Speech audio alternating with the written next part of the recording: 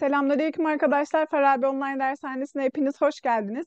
Bugün sizlerle 5. ünitemizin B ve C kısımlarını işleyeceğiz arkadaşlar. Evet, 5. ünitemizin B kısmı son pişmanlık fayda etmez. Bir önceki dersimiz dilek kipinden bahsetmiştik arkadaşlar. Bu bölümümüzde de dilek kipinin hikayesinden bahsediyoruz arkadaşlar. Gelseydim, geç kalmasaydın, katılsa mıydık, kabul etmese miydim? Keşke dün seninle okula gelseydim. Keşke bugün işe geç kalmasaydın. Patron çok kızdı. Biz de dünkü toplantıya katılsa mıydık? Çok erken karar verdim. Onun teklifini kabul etmese miydim? Şeklinde arkadaşlar. Burada Dilek Kipi'nin hikayesinden birkaç örnek verilmiş. Pişmanlık arkadaşlar yaptığımız bir eylemin, aldığımız bir kararın sonucunda mutlu olmamaktır. O sonucun bizi tatmin etmemesi durumudur arkadaşlar. Ve aldığımız kararın tam tersini alma isteğidir. Yani mesela diyelim ki ben okula devam etmek istemedim. Daha sonra yıllar geçti, bu kararımdan pişman oldum ve keşke okuluma devam edebilseydim şeklinde pişmanlığımı ifade etmiş bulundum. Şimdi okuma metnimizde pişmanlıklarınızdan kurtulun. Hepimiz çok stresliyiz. Bu yüzden hiçbirimiz mutlu değiliz. Kafamızdaki düşünceler yüzünden bırakın gülmeyi, gülümseyemiyoruz bile. Bu hafta olaylara farklı bir açıdan bakalım ve geçmişimiz hakkında düşünelim. Yani bu haftayı vicdan muhasebesi yapmaya ayıralım. Özetle bu hafta bu köşede olağanüstü detoks, geçmişin zararlı toksitlerinden kurtulma günü ilan ediyorum. Bu hafta stresten kurtulmak için Hint felsefesinin 4 altın kuralını deneyelim diyorum. İşte o 4 altın kural. Birinci kural, hayatımızdaki kişiler doğru kişilerdir. Bunun anlamı şudur. Hayatımızda ise tesadüfen karşılaşmıyoruz. Etrafımızdaki herkesin hayatımızda bulunma nedeni vardır. Ya bizi bir yere götürürler ya da bize bir şeyler öğretirler. Etrafımızdaki kişileri düşünelim, neden hayatımızdalar? Hepimiz hayatımızda mutlaka bazı insanları tanıyıp pişman olmuşuzdur. Onlar bizi üzer, öfkelendirir, yine de bazen onları özleriz. Her şeye rağmen şükretmeliyiz. Niye mi?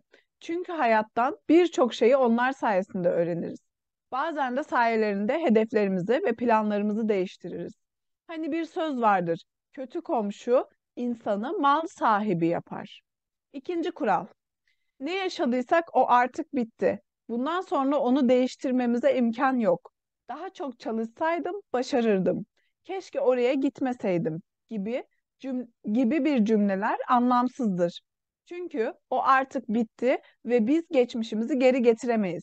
Gereksiz yere pişmanlıklara, keşkelerle ve acabalarla kendimizi üzmemeliyiz. Geçmişteki kötü olayların içimizi kemirmesine izin vermemeliyiz. Yani dünümüz için bugünümüzü feda etmemeliyiz. Üçüncü kural, her şeyin başlama zamanı doğru andır. Her şey doğru anda başlar. Ne erken ne de geç.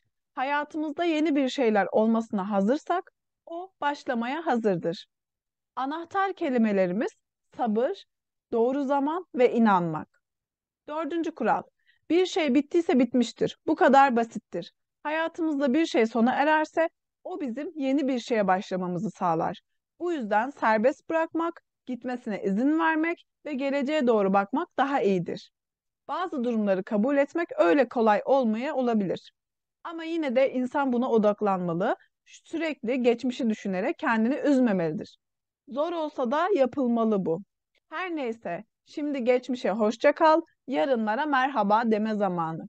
Bu metnimizde arkadaşlar Hint felsefesi baz alınarak keşkelerden, pişmanlıklardan bahsetmiş bize.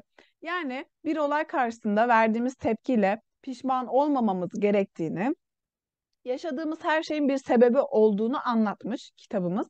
Tabii ki dil bilgisi kuralımız olduğu için de pişmanlık üzerine konu almış bir metin olmuş arkadaşlar. Şimdi hazırlık çalışmalarımıza geçiyoruz. Aşağıdaki cümleler doğru ise D, yanlış ise Y yazalım. Yazara göre insanlar stresten dolayı çok mutsuz. Doğru. Değil mi arkadaşlar? Çünkü metnin başlangıç kısmında yazar insanların stresten dolayı çok mutsuz olduğundan ve sabırsız olduğundan bahsediyordu. Yazara göre hayatımızdaki gereksiz kişileri hayatımızdan çıkarmalıyız. Bu yanlış değil mi arkadaşlar? Çünkü yazar ne diyordu? Eğer bir insan hayatınızdaysa o insanın hayatımızda olması gerekiyor. Yani o insanın bize öğrettiği, bizim hayatımıza kattığı bir takım faydaları var. Yazara göre hayatımızda keşke sözünü kullanmamalıyız. Nedir arkadaşlar? Bu da doğru bir ifadedir. Çünkü ne diyor yazar? Hayatımızda olan her olay, hayatımıza giren her insan bizi daha iyiye ya da daha yeni kapılara ulaştıracağı için keşke sözünü kullanmamak gerekiyor diyor. Hayatımızdaki bitişler yeni şeylerin başlamasını sağlar. Doğru, metinde bunu ifade ediyor. İnsanlar geçmişteki kötü olayları unutmamalıdırlar. Bu yanlış arkadaşlar değil mi? Neden? Metinde ne diyor? Eğer bir olay olduysa ve bittiyse o olay orada kalmalı. Akışa devam etmeliyiz diyor. Buna da yanlış diyoruz arkadaşlar. Metinde geçen aşağıdaki kelime ve kelime gruplarını eş anlamları ile eşleştirmemiz istenilmiş arkadaşlar. Şimdi bunu yapalım. İçini kemirmek. İçini kemirmek arkadaşlar bir deyimdir. Bir olay karşısında, bir durum karşısında yaşadığınız iç huzursuzluğu anlatmak için kullanırsınız. Mesela arkadaşımla kavga ettim, içim içimi kemiriyor derseniz buradaki arkadaşıyla kavga etmesinden dolayı huzursuz olan bir insanın tabirini duyarsınız. İçini kemirmek içsel sıkıntıdır, huzursuz olmak. Vicdan muhasebesi bir olay, bir durum karşısında arkadaşlar kendi içinizde bu olayın doğru veyahut da yanlış olup olmamasını gözden geçirmek demektir. Yani vicdan muhasebesi iç hesaplaşma demektir. Feda etmek arkadaşlar bir işin, bir olayın olması için ödün vermek demektir. Yani fazla katkıda bulunmak da denilebilir arkadaşlar. Feda ettim. Diyelim ki ben doktor olmak için gençliğimi feda ettim cümlesinde feda ettimin anlamı arkadaşlar gençliğimden vazgeçtim. Gençliğimi bir kenara bıraktım. Yani gençliğimi gözden çıkardım anlamında kullanılır. Odaklanmak arkadaşlar. Odak İngilizce anlamı fokus demektir arkadaşlar. Bir işe, bir kişiye tüm dikkatini vermek anlamında kullanılır. Mesela ben bu sıralar derslerime odaklanmak istiyorum dediğimde tamamen dikkatimi, ilgimi, enerjimi derslerime vermek istiyorum diyorum arkadaşlar. Bu odaklanmanın bir diğer anlamı konsantre olmaktır. Ben bu aralar derslerime konsantre olmak istiyorum da kurulan cümleyle ben bu arada derslerime odaklanmak istiyorum diye kurduğum cümle aynı anlamlıdır arkadaşlar. Sizce Hint felsefesinin hangi kuralını hayatınızda uygulamanız gerekir? Neden? Şimdi Hint felsefesi ve okuma metnimizden sonra dil bilgisi konumuza geçiyoruz arkadaşlar. Beşinci ünitemizin B kısmında dilek kipinin hikayesinden bahsediyoruz arkadaşlar. Dilek kipinin hikayesi geçmişte kalan ve artık gerçekleşmesi mümkün olmayan bir durumun tam aksi yönde olanı dileği veya bu durumdan dolayı olan pişmanlığı belirtir. Şimdi arkadaşlar size böyle anlatayım. Geçmişte bir olay yaşadık. Ben onun için fazla zaman harcadım. Benim geçmişte yapmış olduğum ve bitmiş olan bir olay. Şu anki zamanda ben bundan pişmanlık duyuyorum. Bu pişmanlığımı Dilek Kipi'nin hikayesiyle anlatıyorum. Ben onun için bu kadar zaman harcamasaydım. Nedir? Ben bir zaman harcamışım, bu zaman için pişman olmuşum. Bunu nasıl belirtiyorum? Harcamasaydım. Saydım arkadaşlar. Dilek kipinin hikayesi şeklinde belirtiyorum. Başına keşke koyarsak, keşke de arkadaşlar pişmanlığımızı belirttiğimiz kalıp ifadedir. Bu durumun tam aksi yönde hareket etmesi demek. Yani şu anki aklım olsaydı ne yapacaktım? Onun için bu kadar zaman harcamayacaktım, değil mi arkadaşlar? Yapmış olduğum durumun tam aksisini istiyorum şu anda. Gitmek fiilinin dilek kipinin hikayesine göre çekimliyoruz. Olumlu, olumsuz, olumlu soru ve olumsuz soru şeklinde. Ben gitseydim, sen gitseydin, o gitseydi, biz gitseydik, siz gitseydiniz, onlar gitseydiler. Olumsuzu çekimliyorum arkadaşlar. Ben gitmeseydim, sen gitmeseydin, o gitmeseydi, biz gitmeseydik, siz gitmeseydiniz, onlar gitmeseydiler şeklinde. Olumlu soruyu çekimliyorum. Ben gitse miydim? Sen gitse miydin? O gitse miydi? Biz gitse miydik? Siz gitse miydiniz? Onlar gitse miydiler? Olumsuz soru. Ben gitmese miydim? Sen gitmese miydin? O gitmese miydi? Biz gitmese miydik? Siz gitmese miydiniz? Onlar gitmese miydiler şeklinde olumsuz soru olarak yapıyoruz arkadaşlar. Neydi zaten kalıbımız? Soru arkadaşlar mı mi mu mu eklerimizle yapılıyordu. Olumsuz soru olunca arkadaşlar olumsuzluk ekimiz mame, üstüne soru ekimiz mı mi mu mu'den birisi gelerek olumsuz soru yapıyorduk değil mi arkadaşlar? Örneklerimize geçiyorum. Keşke sınava daha çok çalışsaydım, çok kötü bir puan aldım. Bu nedir? Geçmişte bir olay olmuş ve bitmiş. Sınav olmuş ve bitmiş. Bundan dolayı bir pişmanlık duyulmuş. Keşke, pişmanlık bildiren kilit ifadem. Keşke sınava daha çok çalışsaydım. Çalışsaydım.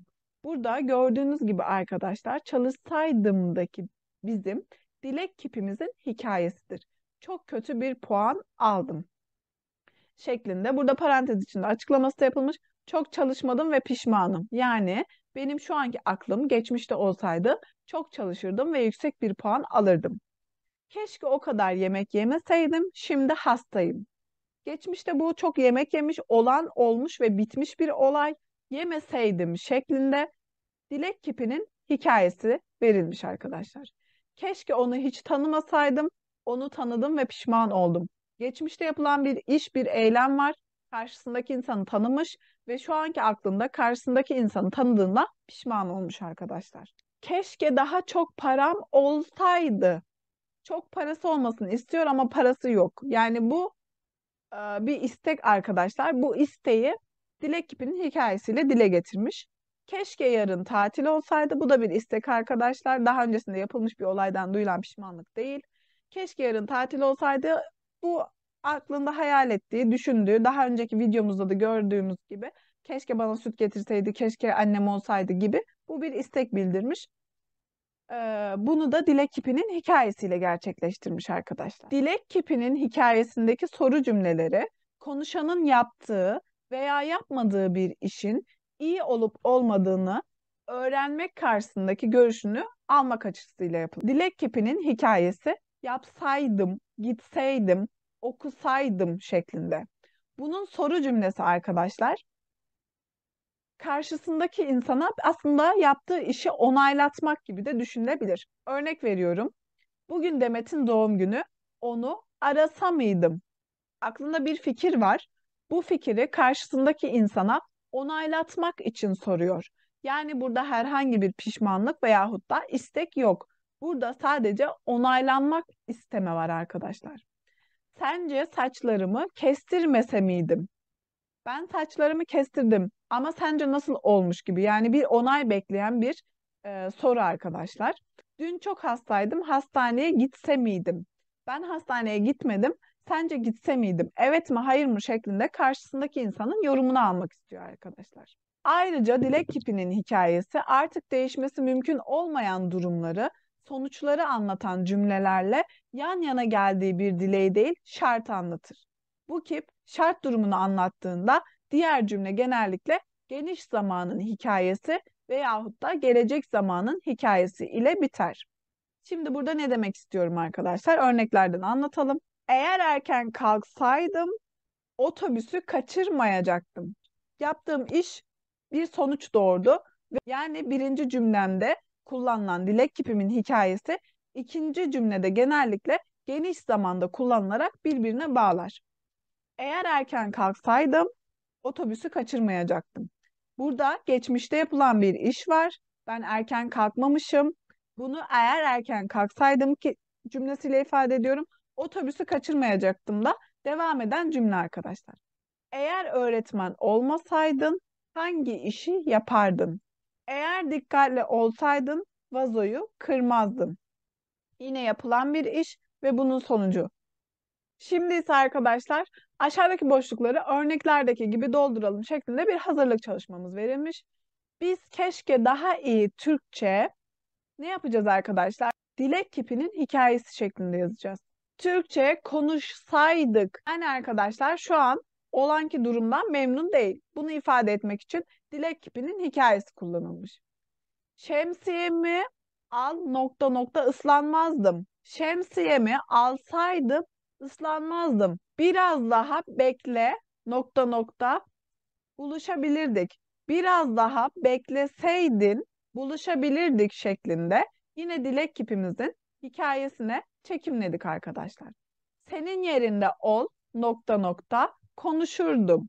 Senin yerinde olsaydım onunla konuşurdum şeklinde arkadaşlar. Dilek kipimizin hikayesi birinci tekil şahsa göre çekimlenmiş hikayesi. O eteği çok beğendim ama almadım. Sence alsa mıydım? Şeklinde arkadaşlar nedir? Onay bekleyen bir soru cümlesidir. Filmi hiç beğenmedim. Hiç gitmese miydik? Keşke bayramda ailemi görmeye git nokta nokta. Gitseydim şeklinde dilek kipinin hikayesi olarak çekimledim. Dikkatli ol nokta nokta trafik kazası yapmayacaklardı. Kim? Onlar. Üçüncü çoğul şahıs. Dikkatli olsaydılar trafik kazası yapmayacaklardı şeklinde üçüncü çoğul şahsa göre çekimledim arkadaşlar. Daha çok vaktim ol nokta nokta seninle otur nokta nokta. Daha çok vaktim olsaydı seninle otururdum. Kim otururdu? Ben otururdum. Daha çok vaktim olsaydı seninle otururdum şeklinde çekimledik arkadaşlar. Yazma kısmında hayatınızda hiç herhangi bir şeyden dolayı pişman oldunuz mu? Aşağıdaki kişi ve durumları düşünelim, yazalım. Yazma metninde sizden bir metin yazmanızı istiyor arkadaşlar. Daha önce yaşamış olduğunuz bir pişmanlıktan bahsetmenizi istiyor. Yani keşke kullanılarak, dilek kipinin hikayesi kullanarak bu metni oluşturabilirsiniz. Geçmişte yaşadığınız pişmanlık kimiyle ilgili? Olay neydi? Ne yaptınız veya ne yapmadınız? Neden pişman oldunuz ve ne yapmanız lazımdı şeklinde bu sorulara cevap vererek bir pişmanlık metni oluşturmanızı istemiş arkadaşlar. Böylelikle 5. ünitemizin B kısmı bitmiş oluyor arkadaşlar. 5. ünitemizin C kısmı. Eğer gelirsen, gideceksek, okumuşsa, çalıştıysan, arıyorsa şeklinde Ankara'ya gelirsen beni ara. Yarın toplantıya gideceksek hazırlık yapmalıyım. O kitabı okumuşsa bana anlatsın. Ders çalıştıysan sınavı geçersin. Her gün seni arıyorsa seni merak ediyor demektir. Hazırlık çalışmasında şanslı mısınız, şanssız mısınız? Sizce şans ve şanssızlık nedir? Aşağıdaki boşluklara üçer madde yazalım. Şans arkadaşlar talihli anlamındadır. Yani şanslı ve şanssızlık talihlik yani bahtlık, bahtlı ve bahtsız olarak nitelendirilebiliriz. Siz kendinizin bahtlı olduğunu, bahtsız olduğunuzu mu düşünüyorsunuz? Yazmanız istenilmiş arkadaşlar. Evet, dil bilgisi konumuz şart kipi. Şart kipi işin yapılmasının bir koşula bağlı olduğunu anlatmak için kullanılır. Sa, s ekleriyle gelir arkadaşlar. Fiile ya da sıfata sa, s eklerinin eklenmesiyle oluşur. Eğer işimiz erken biterse, gördüğünüz gibi arkadaşlar, bitmek fiili geniş zamanla çekimlenmiş, daha sonra sa, s ekleri gelerek bunu şart kipi yapmış. Sinemaya gideriz. Sinemaya gitmemin şartı ne arkadaşlar? İşimizin erken bitmesi. Biliyorsun Ahmet'le aram iyi değil. Eğer onunla buluşacaksan ben gelmeyeyim. Nedir arkadaşlar burada şartım? Ahmet'le buluşması. Sonucum ne? Benim gelmemiş olmam. Yemek pişirmediysen bu akşam dışarıda yiyelim. Dışarıda yememizin şartı ne arkadaşlar? Evde yemek pişmemiş olması. İşinde mutsuzsan neden oradan ayrılmıyorsun? Dışarıda yağmur yağıyorsa şemsiyeni almayı unutma. Şemsiyesini almasının şartı yağmurun yağıyor olması. Aşağıdaki boşlukları örneklerdeki gibi doldurmamız istenilmiş. İşlerinizi bitir nokta nokta yemeğe çıkabiliriz. İşlerinizi bitirirseniz yemeğe çıkabiliriz. Yemeğe çıkmamızın şartı ne arkadaşlar? Sizin işlerinizi bitirmeniz. Sıkıldıysan dışarı çıkıp biraz hava alabiliriz şeklinde ikinci tekil şahsa göre çekimlenmiş. Dergiyi okuduysan alabilir miyim? Dergiyi almamın şartı ne? Karşımdaki insanın dergiyi okumuş olması. Eğer senin hemen çıkman lazımsa beni bekleme. Bakırköy'e git nokta nokta sizi arabayla bırakabilirim. Bakırköy'e gidersek şeklinde arkadaşlar. Buradaki T arkadaşlar D olacak. Eğer Bakırköy'e gidersek sizi arabayla bırakabilirim şeklinde de ifade edilebilir. Babam sınıfı geçersem bana bisiklet alacak. Buraya yazdım, görünce daha iyi aklınızda kalır. Şartın diğer anlamı koşuldur. Eğer ki sorularda, paragraf sorularında ya da herhangi girdiğiniz bir sınavda koşul görürseniz okuduğunuz metinlerde şaşırmayın. Şart koşul aynı anlamlıdır. Hava soğuksa kalın bir şeyler giyin. Kalın şeyler giymemin ki şartı ne arkadaşlar? Havanın soğuk olması.